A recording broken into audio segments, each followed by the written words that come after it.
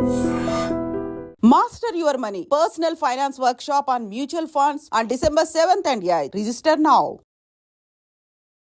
Hi hello నమస్తే welcome back to iDream Media. ఈరోజు మనతో ఉన్నారు క్వాలిఫైడ్ పర్సనల్ ఫైనాన్స్ ఎక్స్పర్ట్ అయిన విజయ్ కర్ణం గారు.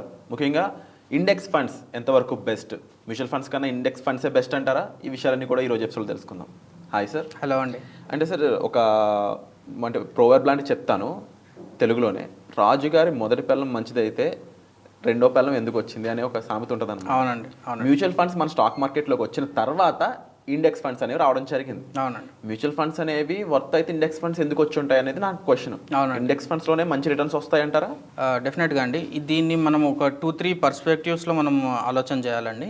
ఎందుకు ఇండెక్స్ ఫండ్స్, ఎందుకు యాక్టివ్ ఫండ్స్ కాదు? అంటే index funds is nothing but passive funds అనమాట. Active funds versus passive funds అని మనం ఒకసారి కంపారిజన్ చూసుకుంటే, యాక్టివ్ ఫండ్స్లో ఒక ఫండ్ మేనేజర్ ఉంటాడు. అతని రీసెర్చ్ ప్రకారం, అతనుకున్న ఇన్ఫర్మేషన్ ప్రకారం, అతనుకున్న నాలెడ్జ్ ప్రకారం నెక్స్ట్ ఆపర్చునిటీస్ ఎక్కడ ఉన్నాయో అతను వెతుకుతూ ఉంటాడనమాట. సో జస్ట్ లైక్ ఒక గోల్డ్ మైనర్ ఎలా ఉంటాడో, అతను గోల్డ్ కోసం ఎట్లా వెతుకుతుంటాడో, అట్లాగా active fund manager best stocks, best companies కోసం అతను రీసెర్చ్ చేస్తూ ఉంటాడు ఎప్పటికీ. కానీ ప్యాసివ్ ఫండ్స్లో అలా ఉండదు, అంటే ఇండెక్స్ ఫండ్స్లో అలా ఉండదు. మార్కెట్ ఎట్లా వెళ్తుంటే మీ పోర్ట్ఫోలియో కూడా అలా వెళ్ళిపోతుంటుంది. మార్కెట్ డౌన్ఫాల్ అయితే మీ పోర్ట్ఫోలియో సేమ్ అదే రిఫ్లెక్ట్ అవుతుంటుంది. కానీ ఇండియన్ మార్కెట్లో ఎక్కువగా స్ప్రెడ్ అయింది, లాస్ట్ 1-2 ఇయర్స్లో ఎక్కువ స్ప్రెడ్ అయింది అంటే index funds are the cheapest funds, you will get best returns out of it అనేసి ఒక వైడ్ స్ప్రెడ్ క్యాంపెయిన్ జరిగిందనమాట. And it is true? లేదు, అట్లా చెప్పలేము మనం. ఎందుకు అంటే వాళ్ళు ఇంకొక క్యాంపెయిన్ ఏంది అంటే, ఇండెక్స్ ఫండ్స్ ని బీట్ చేయడం కూడా ఇంపాసిబుల్ అవుతుంది కొన్ని ఫండ్స్కి అనేసి తీసుకున్నారనమాట. అంటే యాక్టివ్లీ మేనేజ్డ్ ఫండ్స్ ఇండెక్స్ ఫండ్స్ని బీట్ చేయలేకపోతున్నాయి అని చెప్తున్నారు. అంటే ఒక ఫండ్ మేనేజర్ కెపాసిటీని తక్కువ చేసి మాట్లాడుతున్నారు. అంటే తక్కువ చేయడం అంటే వాళ్ళ కెపబిలిటీ లేదు అనేసి వాళ్ళు అనుకుంటున్నారు. కానీ ఇది ఒక 50% కరెక్ట్. వీళ్ళు చెప్పేది యూఎస్ స్టాక్ మార్కెట్ గురించి. ఓకే, యూఎస్లో అవుతుంది ఇది. యూఎస్లో ఇన్వెస్ట్మెంట్ వైజ్ చూసుకుంటే 50% యాక్టివ్ ఇన్వెస్ట్మెంట్స్ అవుతున్నాయి, 50% ప్యాసివ్ ఇన్వెస్ట్మెంట్స్ అవుతున్నాయి యూఎస్లో రైట్ నో అవుతున్నాయి. ఇంతకుముందు చాలా డిఫరెన్స్ ఉండే, 70-30 ఉండే, ఇప్పుడు 50% అయిందనమాట.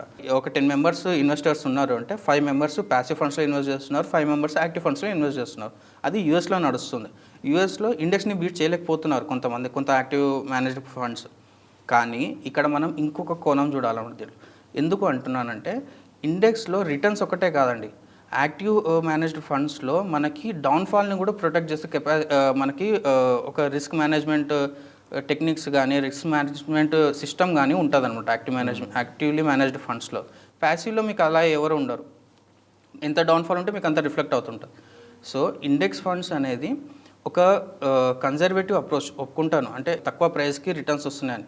అది ఎప్పటి వరకు వర్క్ అవుతుంది అంటే ఓన్లీ బుల్ రన్ మార్కెట్స్లో మాత్రమే వర్క్ అవుతుంది. ఎప్పుడైతే కరెక్షన్ స్టార్ట్ అయ్యాయో active funds will be the stable, అంటే కొంచెం బెటర్గా స్టేబుల్గా పర్ఫామ్ అవుతాయి. మీకు ఎగ్జాంపుల్ చూడాలి అంటే, మనకి November 14th ఉన్న రిపోర్ట్ ఇది నేను స్లైడ్లో చూపిస్తున్నాను. November 14th చూసుకుంటే నిఫ్టీ 50 10% కరెక్షన్ వచ్చింది, 10.3% కరెక్షన్ వచ్చింది. అండ్ నిఫ్టీ నెక్స్ట్ 50 13.8% కరెక్షన్ వచ్చింది. అండ్ నిఫ్టీ 100 మాత్రం మనకి 10.93% కరెక్షన్ వచ్చింది. ఇట్లాగా మనకి స్మాల్ క్యాప్ చూసుకుంటే, నిఫ్టీ స్మాల్ క్యాప్ చూసుకుంటే 10% కరెక్షన్ వచ్చింది. నిఫ్టీ స్మాల్ క్యాప్ 250 చూసుకుంటే 10.8% కరెక్షన్ వచ్చింది. మైక్రో క్యాప్ కూడా 10.2% వచ్చింది. అండ్ హైయెస్ట్ చూసుకుంటే నిఫ్టీ మీడియాలో 24% కరెక్షన్ వచ్చింది. అండ్ నిఫ్టీ రియాలిటీ 19% కరెక్షన్ వచ్చింది. అండ్ నిఫ్టీ ఐటీ కూడా మనకి నిఫ్టీ ఐటీ తక్కువ కరెక్షన్ వచ్చింది అన్నమాట, 2% కరెక్షన్ వచ్చింది. అండ్ వచ్చేసి ఇక్కడ నిఫ్టీ అండ్ చాలామంది మూమెంటమ్ స్టాక్స్ అనేసి ఎక్కువ కొంటుంటారంట. ఎక్కువ మూమెంటం ఉన్నది బాగుంటుంది, ఎక్కువ మూమెంటమ్ స్టాక్స్లో మనం ఇన్వెస్ట్ చేయాలి అనేసి కొంటుంటారు. ఇప్పుడు అక్కడ మనం చూసుకుంటే నిఫ్టీ 200 మూమెంటమ్ 30 ఇండెక్స్ ఫండ్లో 13% కరెక్షన్ వచ్చిందండి. అంటే ఒక పర్సన్ ఒక 10 లక్షలు ఇన్వెస్ట్ చేస్తే 1,30,000 కరెక్షన్ వచ్చింది అతనికి. ఇంకొక ఎగ్జాంపుల్ చెప్పాలి అంటే, ఒక ఇన్వెస్ట్మెంట్ ఎప్పుడైనా మీరు ఇన్వెస్ట్ చేస్తున్నారు అంటే కరెక్షన్ వచ్చినప్పుడు అది బౌన్స్ బ్యాక్ కావాలని ఎంత పర్సెంటేజ్ రిటర్న్స్ రావాలనేది కూడా క్యాలిక్యులేట్ చేసుకోవాలి. అండ్ ఇంకా ఇక్కడ మూమెంటమ్ స్టాక్స్లో నిఫ్టీ 200 మూమెంటమ్ 30 దాంట్లో 13% వచ్చిందని చెప్పాను కదా. అట్లాగా ఇంత కరెక్షన్స్ వచ్చినప్పుడు యాక్టివ్లీ మేనేజ్ ఫండ్స్ ఎంత కరెక్షన్ వచ్చాయో మనం చూడాలి కదా. యాక్టివ్లీ మేనేజ్ ఫండ్స్ మ్యాక్సిమం 5% మాత్రమే కరెక్షన్ వచ్చాయి. కంపారబుల్లీ మీరు మంచి మంచి ఫండ్స్ తీసుకున్నా, కొంచెం మీడియంగా పర్ఫామ్ చేసిన ఫండ్ తీసుకున్నా కూడా జస్ట్ 5% కరెక్షన్ వచ్చాయి అంటే ఇన్వెస్టర్ లాభపడ్డట్టే కదా. అంటే మీకు ఎక్స్పెన్స్ రేషియోలో 2% 5% చూస్తున్నారు, కానీ ఇక్కడ కరెక్షన్లో 3% కరెక్షన్ మీరు సేవ్ చేసుకోగలిగారు కదా. సో ఇదే అండి, అంటే యాక్టివ్లీ మేనేజ్డ్ ఫండ్స్కి నిఫ్టీకి మనకి ప్యాసివ్లీ మేనేజ్డ్ ఫండ్స్కి ఇది డిఫరెన్స్, మేజర్ డిఫరెన్స్ అనమాట. ఇక్కడ ఒక స్మాల్ డౌట్ వచ్చింది సార్ నాకు. ఏంటి అంటే చాలామంది డెఫినెట్లీ ఇన్వెస్ట్ చేసే వాళ్ళందరూ కూడా రిటర్న్స్ మీద పెట్టిన ఫోకస్ ఇన్ కేస్ కరెక్షన్ టైంలో ఏం చేయాలనేది పెట్టరు. అవును, అండ్ డెఫినెట్లీ కరెక్షన్ టైంలో కూడా సేఫ్గా ఉండే ఫండ్స్ సజెస్ట్ చేస్తానని మీరు చెప్తున్నారు. అవునండి. బట్ ఇలా సజెస్ట్ చేయడానికి అంటూ ఒక platform, because we can't do it in publishing videos కాబట్టి ఎలాంటి ప్లాన్స్ అనేవి మీరు మన ఆడియన్స్ కోసం ప్లాన్ చేస్తున్నారు? డెఫినెట్గా అండి, మన చేతిలో లేనిది రిటర్న్స్ అండి. ఇన్వెస్ట్మెంట్స్లో, మ్యూచువల్ ఫండ్స్లో మన చేతిలో లేనిది రిటర్న్స్. అందరు రిటర్న్స్ కోసం చూస్తారు కానీ మన చేతిలో లేనిది రిటర్న్స్. మన చేతిలో ఉన్నది రిస్క్ మేనేజ్మెంట్. అవును, ఇది ఎవరు అబ్జర్వ్ చేయరు. మనం ఎంత రిస్క్ని కంట్రోల్ చేస్తే మనకు మిగిలింది రిటర్న్సే. ఇప్పుడు సపోజ్ అట్లానే రిస్క్ని కంప్లీట్గా మేనేజ్మెంట్ చేసి ఓన్లీ డెట్ ఫండ్లో పెడితే మనకు రిటర్న్స్ వస్తాయా? అట్లా కాదు. సో రిస్క్ని ఎంతవరకు చేయాలి అంటే ఎక్కువ డౌన్ఫాల్ కాకుండా మనకి ఉన్న ఆప్షన్స్లో ది బెస్ట్ ఇస్తున్న రిటర్న్స్ ఏవి, మంచి ఆల్ఫా క్రియేట్ చేస్తున్న ఫండ్స్ ఏవి, లాంగ్ రన్లో కన్సిస్టెంట్గా మంచి పర్ఫామ్ అవుతున్న ఫండ్స్ ఏవి, ఈ ఫండ్స్ అనేవి మనం డీటెయిల్గా మనం వెబినార్లో మాట్లాడుకోవచ్చు. అండ్ మీకు ఇంకొక కంపారిజన్ కూడా చెప్తానండి. మనకి రీసెంట్గా డౌన్ఫాల్ అయినప్పుడు నిఫ్టీ 500 10% రిటర్న్స్ మాత్రమే ఇచ్చింది, కానీ యాక్టివ్ మేనేజ్డ్ ఫండ్స్ దీనికంటే చాలా ఎక్కువ ఇచ్చాయి. మొత్తం active managed flexi cap funds 39 funds ఉంటే ఓన్లీ 3 మాత్రమే అండర్ పర్ఫామ్ అయ్యాయి. అంటే అందరూ బయట క్యాంపెయిన్ ఉంది కదండి, actively manage funds out perform చేయట్లేదని. 39 ఫండ్స్ అవుట్ పర్ఫామ్ చేశాయి, ఓన్లీ 3 మాత్రమే అండర్ పర్ఫామ్ అయ్యాయి.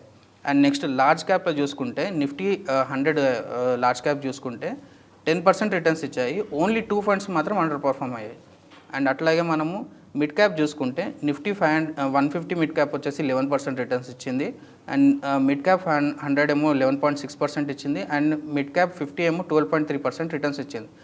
మొత్తం 29 మిడ్ క్యాప్ ఫండ్స్ ఉంటే 4 మాత్రమే అండర్ పర్ఫార్మెన్స్ ఉన్నాయి. అండ్ 4 కాకుండా మిగతా 25 ఫండ్స్ ఏవైతున్నాయి అన్నీ ఓవర్ పర్ఫార్మ్ అనమాట ఇండెక్స్ కంటే. మీ మనం తీసుకున్న ఫండ్ పర్ఫార్మెన్స్ ఇండెక్స్ కంటే ఎక్కువగా ఇస్తున్నాయి అంటే మన ఎక్స్పెన్స్ రేషియోకి జస్టిఫై చేస్తున్నట్లు అనమాట. ఎటువంటి రీజన్స్ ఇంపాక్ట్ చేస్తున్నాయి ఇక్కడ, అంటే ఫండ్స్ అంత బాగా పర్ఫామ్ చేయడానికి, ఇండెక్స్ అంత పడడానికి? అది చాలా పారామీటర్స్ ఉన్నాయి. అంటే ఒక చిన్న న్యూస్ స్పెక్యులేషన్ కావచ్చు, ఒక చిన్న ఎలక్షన్ కావచ్చు, అంటే ఇప్పుడు స్టేట్ వైజ్ ఎలక్షన్ కావచ్చు, కంట్రీ వైడ్ ఎలక్షన్ కావచ్చు, జియోపొలిటికల్ రీజన్స్ కావచ్చు, లేకపోతే వార్ లాంటి సిచ్యువేషన్స్ కావచ్చు. ఒక చిన్న స్టేట్మెంట్ ఫ్రమ్ ద యూఎస్ ఉన్నా కూడా మనకి అది ఇంపాక్ట్ చూపిస్తుంది. ఇవన్నీ కంప్లీట్ స్పెషల్ ఈవెంట్స్ కింద కన్సిడర్ చేయొచ్చు.